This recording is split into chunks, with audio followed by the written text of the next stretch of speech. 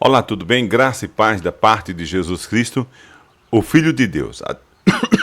Desculpe, a Deus seja glória, a honra e o louvor pelos séculos dos séculos. Olha, nós vamos falar nesta manhã, mais uma vez, como ontem nós falamos, sobre a questão do pecado.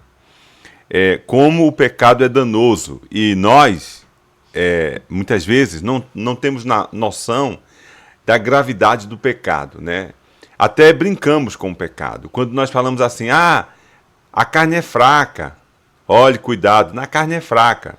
Nós temos essa brincadeira, todo mundo é pecador. E aí nós sorrimos com o fato do pecado. Porque muitas vezes nós não temos noção da gravidade do pecado. Ou, se temos noção, não levamos a sério a gravidade do pecado. Um outro fato que isso também, por falta de conhecimento, muitas vezes, ou de atentar, né, a questão, quando olhamos para Deus, o homem e o pecado. Nós pensamos que Deus, ele é tolerante com o pecado. E Deus não é tolerante com o pecado. Deus é tolerante com o ser humano, mas com o pecado Deus não é tolerante. Eu ficava pensando, quando eu lia o texto sagrado que quando Moisés falou a rocha, Deus disse, aliás, Moisés feriu a rocha, que o povo estava com sede, estava querendo beber água, já faltando poucos dias para adentrar na terra prometida, em Canaã. Miriam tinha morrido, a irmã de Moisés, e o povo estava reclamando, né? Porque nós estamos aqui, as nossas crianças, as pessoas colocam logo as crianças, nossas crianças estão morrendo, nossas esposas estão morrendo de sede. Foi para isso, Moisés, que você nos tirou da terra do Egito, lá tinha água, estamos com sede. E Moisés foi falar com Deus, lá na tenda do encontro. E aí Deus diz, Moisés, fale à rocha. E Moisés saiu do encontro, da presença de Deus, e foi lá falar à rocha. O povo lá, quero água, quero água, quero água. E Moisés disse, rocha, dê água. Aí a rocha não deu água. Moisés, rocha, dê água. A rocha não deu água. O povo irritando Moisés, Moisés pegou o cajado e feriu a rocha. Quando ele feriu a rocha, aí saiu água. O povo se alegrou, bebeu água, mas a voz bradou do céu, Moisés, Moisés, por que feriste a rocha? Porque prevaricou contra o meu santo nome, você não entrará na terra prometida. Eu sou franco em dizer que quando eu li essa passagem, o meu coração se enchia de tristeza para com Deus. Porque, no meu entendimento, eu pensava que Deus foi muito duro com Moisés. Pelo sofrimento que Moisés teve, pela paciência que Moisés teve. A Bíblia diz que ele foi, tirando Jesus, o homem mais paciente, mais manso da terra. E Moisés é o grande profeta do povo de Israel. E eu ficava assim, meu Deus, por que, Senhor? O Senhor não deixou Moisés entrar na terra prometida? Por esta causa. Ele veio do enterro. Ele tinha sepultado a sua irmã, Deus. E o povo estava ali, apurrinhando. O povo estava ali, sem ter compaixão. E aquele homem feriu a rocha e a voz bradou do céu.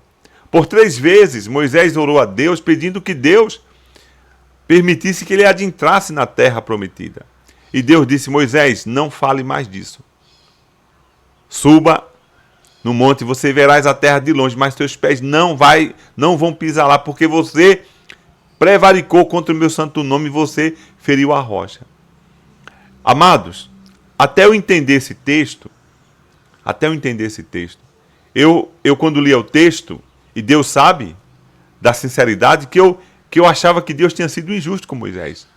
Ou não injusto, mas talvez muito duro. É a mesma coisa. Porque eu não compreendia. Eu não compreendia a gravidade do pecado. Isso é o que o pecado faz. Deus, ele não suporta pecado.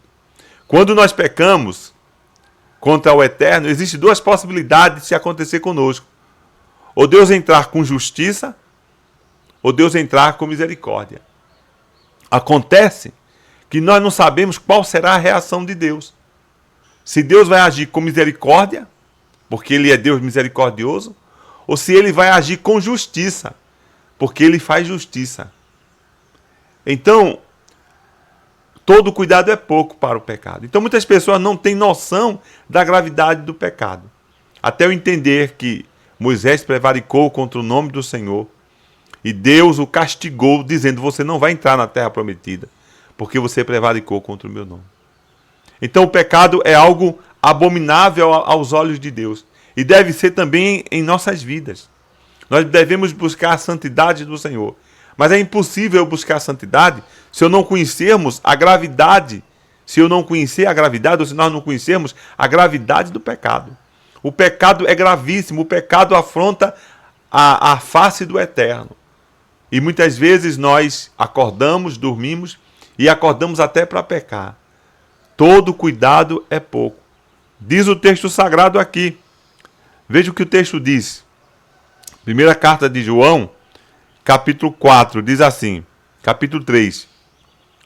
Diz assim: vinde, vede que imenso amor nos tem concedido o Pai, a ponto de sermos tratados como filhos de Deus. E em realidade somos filhos de Deus. Por esse motivo o mundo não nos conhece, porquanto não conheceu a Ele mesmo. Por nós sermos filhos de Deus, o mundo não nos conhece. E a palavra conhecer aqui é andar com, é concordar, é ser complacente. O mundo nos odeia por sermos filhos de Deus. E os filhos de Deus, ele corre do pecado, ele evita o pecado. Ele vive uma vida de santidade. Os filhos de Deus vivem em santidade. E o mundo não suporta, o mundo não conhece, o mundo não tem contato. Esse contato é complacência. Um dos motivos de nós sermos perseguidos, o cristianismo, o cristão, é porque nós queremos fazer aquilo que Deus manda que façamos. Versículo 2. Amados, agora somos filhos de Deus, e ainda não se manifestou o que haveremos de ser. Todavia sabemos que quando Ele se manifestar, seremos semelhantes a Ele, pois o veremos como Ele é. O João está dizendo que nós somos filhos de Deus. Contudo, ainda estamos nessa carne, estamos nesse corpo. Mas algo ainda há de se manifestar, que é na ressurreição, que nós o veremos face a face. Nós estamos em um prelúdio da grandeza do que se vai acontecer. Embora já estamos nos regozijando com o penhor do Espírito Santo em nós, porque o Espírito Santo habita nos filhos de Deus. De forma sucinta eu quero traçar essa questão. Versículo 3. E todo o que tem nele essa plena confiança purifica a si mesmo, assim como ele é puro. Ou seja, os filhos de Deus, porque existem dois tipos de santificação na Bíblia. Existe que Deus nos santificou, que Deus nos separou, e existe o processo de santificação. Nós somos santos, porque Ele nos santificou, mas Deus ainda nos coloca sobre os nossos ombros a habilidade de sermos santos e andarmos em santidade. E dizer assim, o próprio Pedro diz: sede santo como o Senhor é santo. Está dizendo à igreja dele: proceda em santidade, viva em santidade. Viva como filhos de Deus. Viva com a mentalidade de filhos. Como eu posso viver com a mentalidade de filhos? Eu só posso viver com a mentalidade de filho se eu conhecer e praticar a santa palavra de Deus. Isso é vida em santidade. Se eu não conheço a Bíblia, eu não posso andar em santidade. Eu não posso ter os parâmetros de Deus em mim, porque é a Sagrada Escritura que manifesta, que denuncia, que mostra quem é Deus e o que Ele quer de cada um de nós. Versículo 4. Toda pessoa que vive costumeiramente pecando, também vive em rebeldia contra a lei, pois o pecado é transgressão da lei. Sabeis igualmente que ele se manifestou para tirar os nossos pecados, e nele não há pecado. Nós não somos salvos pela lei. Nós não somos salvos pela lei. Mas nós somos salvos para viver a lei. O que é viver a lei? Viver a lei é viver os parâmetros de Deus. É viver os pensamentos de Deus. É viver o querer de Deus na sua palavra. Ser obediente. Vamos lá, vamos falar de forma prática. Os filhos, obedientes aos pais no Senhor. Isso é lei. Você não é salvo porque você é obediente. Você é salvo não porque você paga os seus impostos. Você é salvo não porque você mente. Nós somos salvos para não mentir. Nós somos salvos para sermos bons filhos. Nós somos salvos para sermos bons pais. Nós somos salvos para andar na santa lei. E os salvos têm prazer de viver a palavra, de viver a lei, de praticar a santa lei, de glorificar Deus, de exaltar o Senhor. Aí tem muita gente dizendo que conhece Deus quando pega a Sagrada Escritura e joga na lata do lixo. E até chega a dizer que a Bíblia está arcaica, que precisamos de uma nova Bíblia. Quando a Bíblia diz que Deus odeia o pecado e que é abominável ao Senhor, alguém diz assim, eu não conheço esse Deus. É verdade. O Deus da Bíblia não. Porque o Deus da Bíblia é santo. O Deus da Bíblia, ele é santo e nos chamou para sermos santos. O Deus da Bíblia deu-se em sacrifício na santa pessoa de Cristo por causa desta praga, desta doença imortal chamada pecado. Então o pecado é a transgressão da lei. E Jesus morreu em nosso lugar, sem transgredir a lei, morreu como nosso substituto, para nos livrar do pecado, para nos livrar do castigo do pecado. Por isso que é enfático, e nós podemos repetir 1 bilhão de vezes, e nunca será desgastado, o texto que diz, não há condenação para os que estão em Cristo Jesus. Nenhuma condenação há. Ele nos transportou do reino das trevas para o reino do Filho do seu amor. Ele nos deu vida em Cristo, diz o texto sagrado, porque todos pecaram e o salário do pecado é a morte, mas o dom gratuito de Deus é a vida eterna em Cristo. Agora, quem tem a vida eterna não vai viver no pecado, porque a Bíblia diz que aqueles que vivem no pecado são filhos do diabo. Não tem cura.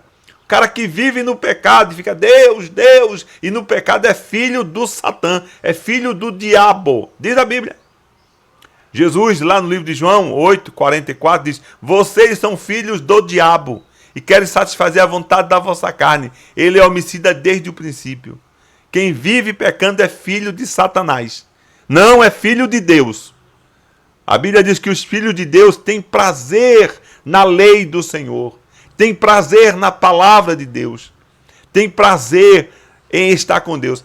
Aí alguém diz assim, mas que Deus é esse? Porque a minha vontade é fazer isso, e tudo isso vai de encontro à Sagrada Escritura. Pois a Bíblia diz que nós não viemos fazer a nossa vontade, mas a vontade daquele que me enviou, a vontade de Deus. E pronto. O próprio Cristo diz, eu não vim fazer a minha vontade, mas a vontade daquele que me enviou. O texto sagrado diz que o caminho é estreito. Aquele que não negar a si mesmo não pode adentrar no reino dos céus. Então, ser filho não significa que é viver em mar de maravilhas, de flores, não. O caminho a prosseguir, ele é estreito, ele é difícil, muitas vezes, mas é possível e é prazeroso, não por causa das questões, mas por causa do próprio Deus, que imputa paz, prazer, alegria de viver a Sagrada Escritura em nossas vidas. Então, eu quero falar dessa gravidade do pecado. Não brinque com o pecado, porque o pecado aborrece o Todo-Poderoso. E o próximo pecado, nós não sabemos como Deus agirá, se com compaixão, com misericórdia ou com justiça. Seja lá de qualquer jeito for, que não sabemos. Sabemos que Ele é Deus e Ele faz o que é melhor.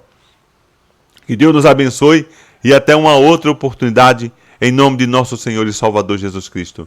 Amém.